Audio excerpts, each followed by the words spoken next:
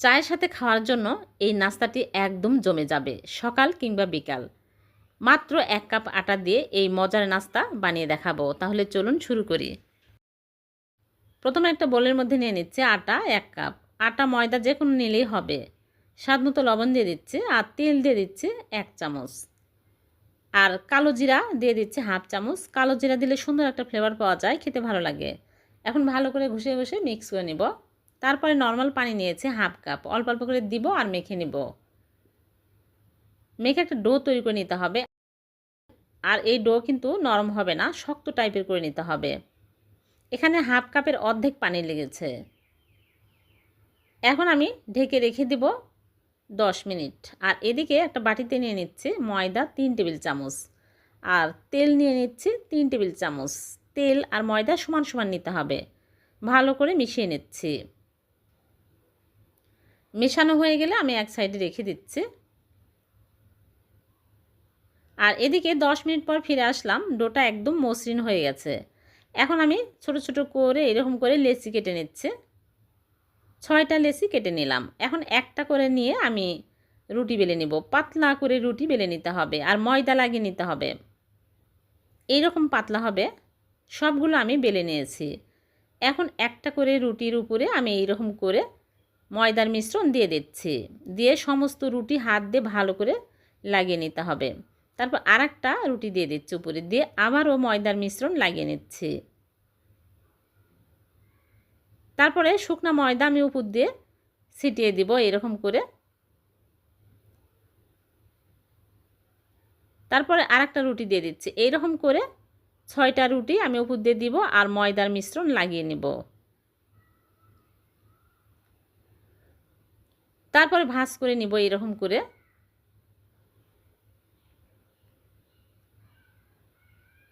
ভাঁজ করে আমি আবারও 5 মিনিট রেস্টে রেখে দেব। 5 মিনিট পর ফিরে আসলাম। এখন আমি বড় করে রুটি বেলে নেব। এই রুটি কিন্তু মোটা হবে না আবার পাতলাও হবে না, মিডিয়াম সাইজের করে বেলে নিতে হবে। এখন মাঝখান দিয়ে আমি এইরকম করে কেটে নিচ্ছি 3 ফালি করে। তারপর আবারও এইরকম করে কেটে নিচ্ছি। এখন এইরকম করে ভাঁজ করে নিচ্ছি। দেখেই বুঝে নিতে হবে, খুবই সহজ।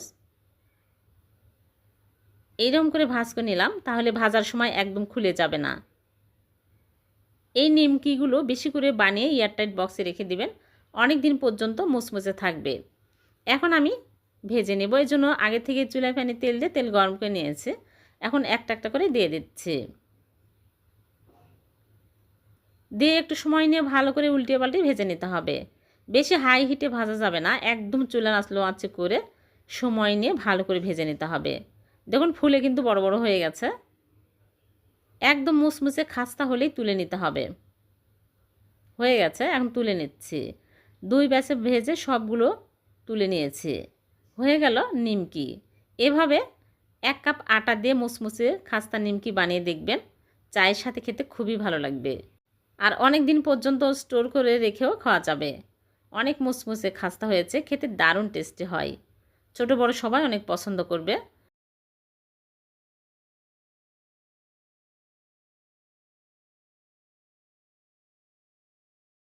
আজকে আমি সুজি দিয়ে নতুন একটা রেসিপি করে দেখাবো। মাত্র 5 মিনিট হাতে সময় থাকলে এই মজার রেসিপি তৈরি করে নেওয়া যায়। একদম বলের মতো ফুলকো ফুলকো, খেতে দারুণ টেস্টি হয়। তাহলে চলুন দেখে নিই। প্রথমে চুলায় প্যান বসে দিয়েছি। প্যানটা ভালোভাবে গরম হলে দিয়ে দিচ্ছি সুজি। এখানে 1/2 কাপের একটু বেশি সুজি আছে। দিয়ে হালকা আঁচে নেড়েচেড়ে ভেজে নিব। একদম চুলা স্লো আঁচে করে ভেজে নিতে হবে মুচমুচে করে।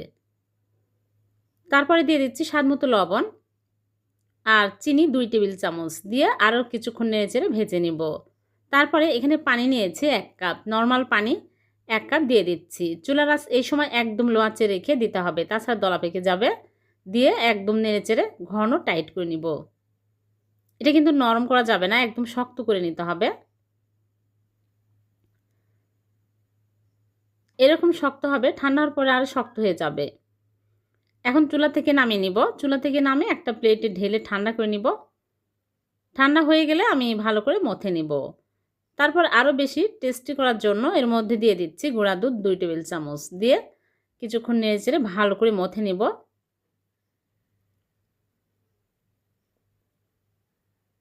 তারপরে 2 টেবিল চামচ ময়দা দিয়ে দিচ্ছি। ময়দা দিয়ে একদম মসৃণ একটা ডো তৈরি করে নিতে হবে।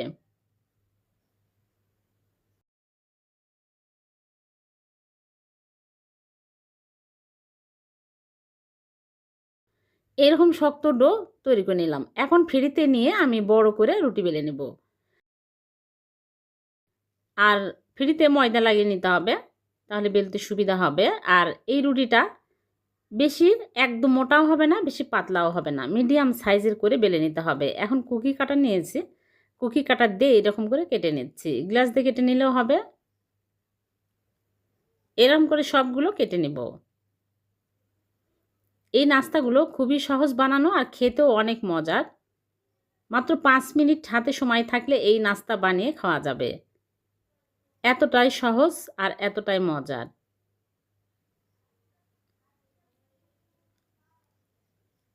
সবগুলো এরকম করে কেটে নিয়েছি। এখন প্লেটের মধ্যে তুলে নিচ্ছি। নাস্তাগুলো দেখতে অনেক সুন্দর হয়েছে। এখন এগুলো গরম তেলের মধ্যে দিয়ে ভেজে নেব। আগে থেকেই তেল গরম করে নিয়েছি। একদম হাই হিটে গরম করে নিতে হবে।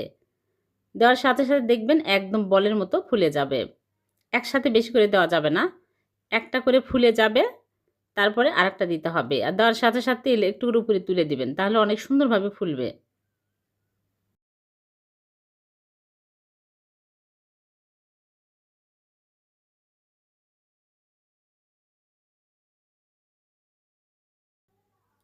দেখুন কত সুন্দরভাবে ফুলছে। যেগুলো হয়ে গেছে সেগুলো তুলে নিচ্ছি।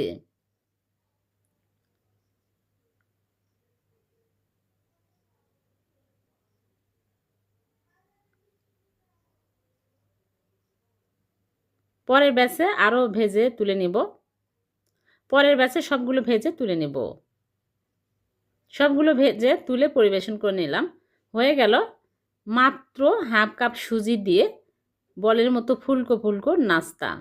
খেতে দারুণ টেস্টি হয়। এভাবে বাড়িতে বানিয়ে দেখবেন, খেতে ভালো লাগবে। ভিডিওটি ভালো লাগলে লাইক কমেন্ট শেয়ার করে দেবেন। আবার দেখা হবে। আল্লাহ হাফেজ।